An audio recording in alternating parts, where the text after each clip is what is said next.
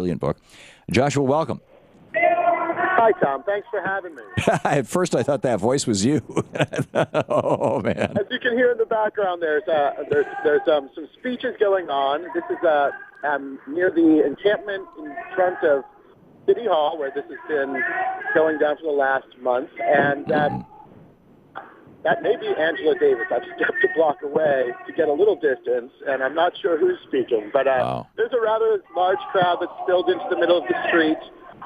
There's a lot of people here. I think that we're waiting for the first demonstration of the day to get underway. Okay, so set the scene for us. Where are you, or where were you, and what's going on there, and what is anticipated for the day today in Oakland? It is now 9 in the morning and change. It's the beginning of the day in Oakland. That's right. Things are still getting underway. I can tell you that I see a number of businesses closed. It's certainly not the case that all of Oakland is participating in this so-called general strike. But I think that we're seeing a lot of people approaching. I mean, there's lines of people streaming in right now. And I have a feeling this is going to be a large day of demonstrations with a lot of attention on them, if not an actual general strike in the traditional sense. Now, the mayor has, and in fact, as you heard in my setup here, the president of the Oakland Police Officers Association is going to drop by in our next hour, and the mayor has come out and said that she supports the general strike, but she wants all the police officers to be on duty today. She's canceled all vacation leave, all sick duty, blah blah blah. If you're a cop, you're working today. Is this a bit of a mixed message? Well, I mean, I think there's a lot of politics going on here, Thom. This is a very, progressive community. The violence last week was not well received. There's been a lot of backlash.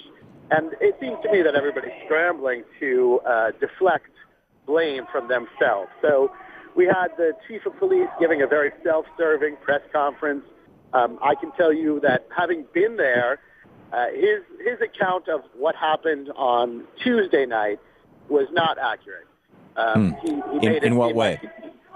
Well, the police chief went and gave a press conference in which he said his officers were being pelted with rocks and bottles, and it was only because they were afraid for officer safety that they deployed these massive volleys of tear gas, flashbang grenades, and less lethal projectiles. I was here watching it with my own eyes, and while I saw a few plastic water bottles certainly thrown at police in very heavy riot gear, there is an idea that police responses should be proportional, and at a very minimal. It was not an act of self-defense, as the chief said. So what we have is a lot of people here trying to, blame others because of the negative attention that last Tuesday's events have brought on the city. So Mayor Kwan, she said that she was out of town. She didn't know about it. It was a lower-level city administrator that ordered the eviction of Occupy Oakland, which started this all. Has that person been fired or prosecuted? I'm sorry, can you repeat that? Has that person been fired or prosecuted or even identified?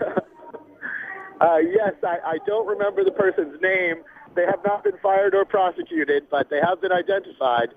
They took one. There was an assistant city manager who took one. In my interpretation, took one for the team, as they say, and took blame for it. I don't find that terribly credible. I don't have any evidence to demonstrate that Jean Kwan knew what was going on and ordered it, but it certainly doesn't seem a plausible story that the mayor of Oakland, after weeks of standoff, after giving all of these eviction notices and not enforcing it, just suddenly was out of town and some lower-level person made that call. You can kind of understand it if this was the 19th century and it had to the information had to come by Pony Express from Oakland to Washington, D.C. But anybody in Oakland could have picked up the phone and called the mayor and said, "What should we do?" And she could have said, "Do it or don't do it." I'm baffled here. Yeah, and she's in a bad situation politically. Oh, she's sitting in a sauna for 6 hours? I mean, I don't get it. Well, frankly, I don't know that it looks terribly good to be out of touch, to not know what's going on. Right. I'm not sure if that's much better than ordering the actual crackdown. So, again, we see a political hot potato, and what do you do when you have a hot potato? You throw it at the next guy. Yeah, very interesting. Okay, so you're going to keep us up to date on how things are going through the day, and we'll check in with you again tomorrow and see what happened today. And yes, I expect a lively day of events. Definitely stay tuned towards 4, 5, 6 p.m. local time Pacific time. Pacific time, yes, when they try to shut down the Port of Oakland, the fifth busiest container port in the United States. Right, which would be around 7, 8, 9 o'clock p.m. Eastern Time. Okay, Joshua Holland, Alternet.org. Joshua, thank you. Thanks for having me, Thom. Great talk.